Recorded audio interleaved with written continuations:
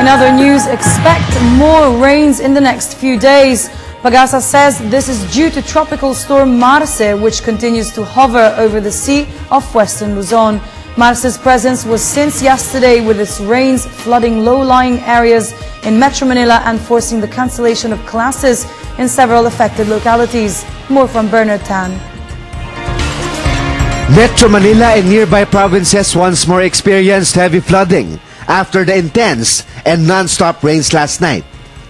Major and primary roads in Metro Manila were also impossible to pass because of the heavy flooding in specific areas. There was bumper-to-bumper traffic situation in some major roads. Passengers were stranded in some places, and passenger vehicles were badly affected.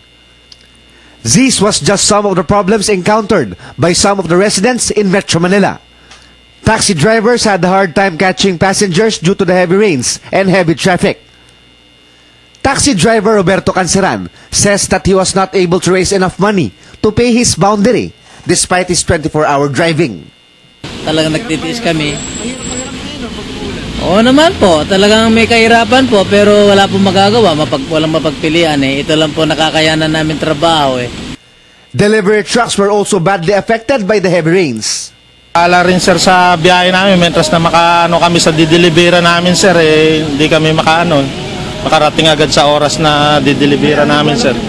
Meanwhile, according to weather experts, the intense rains were brought by Typhoon Marce, which enhances the southwest monsoon.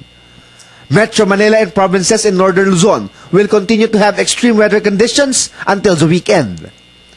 The public is advised to regularly monitor the news and updates from Pag-asa as a precautionary measure to avoid disaster and problems. For People's Television, this is Bernard Tan reporting.